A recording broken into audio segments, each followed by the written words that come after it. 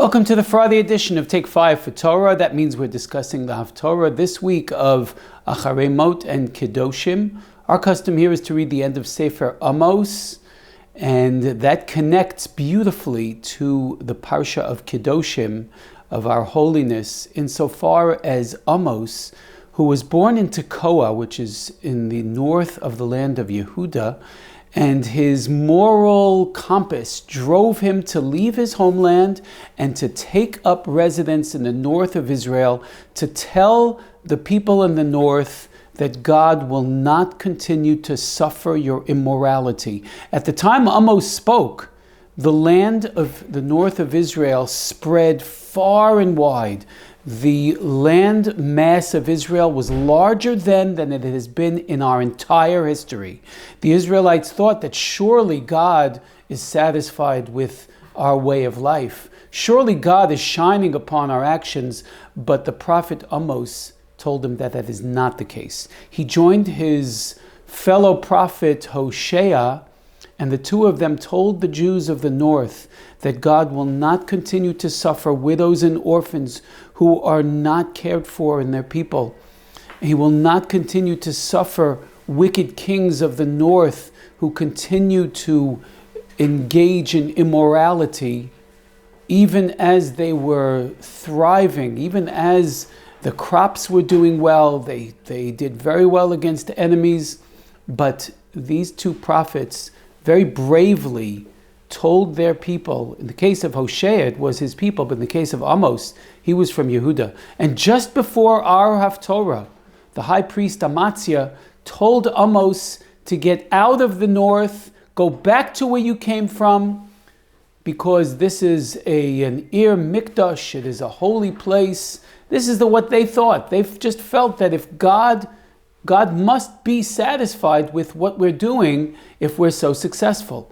And Amos said that's soon going to come to an end. And he starts this devastating last prophecy by referring to the Israelites as Halo kivnei kushiyim atem li, which is understood by Chazal to say you're an outstanding people. Kivnei kushiyim, who is outstanding in the color of his skin. But what Amos is really saying in the simple pshat is that a moral Ethiopian is preferable to God at this time than an immoral Israelite. Halo kivnei kushiyim atem li. God, Amos continues to say that what makes you feel so special is that God took you out of Egypt. God also took out the Plishtim. God also took out the people of Kaftor. God also took out other people who broke the yoke of slavery. What made you special is that after God helped you break your yoke of slavery, that He gave you a Torah. He gave you a moral guide. He told you what to do with that freedom. He told you not to take your freedom only to become slaves of your personal desire and your own evil inclinations, which is where you have gone now. It took these very brave prophets like Amos and Hosea to set the people on the right path. And that's what our Haftorah is about. It's another sign, just like our Torah reading told us to find holiness. Holiness essentially in separation.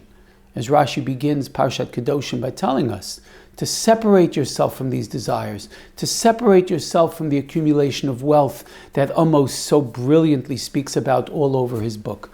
He speaks about a devastating earthquake that will take out their summer homes in the north and their winter homes in the south in one brief moment. And there was just such an earthquake.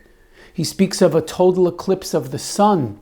And there was a totality in Israel in the year 763 as a harbinger of the light leaving Israel if they continue in their path. He speaks about a tsunami of the waters of the Mediterranean overflowing their shores and taking land with them back into the water. God, the master of time, space, and dimension, and the master of nature, is in control of all this.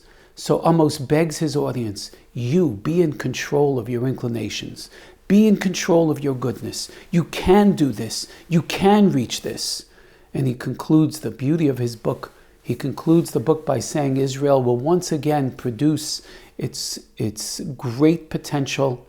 The mountains will ooze fruit juice as Israel reaches that perfect potential of the morality of your Kedusha, of following your Torah. That is the vision of Amos, and that is why is the Haftorah of this beautiful parsha, Acharei Mot and Kedoshim.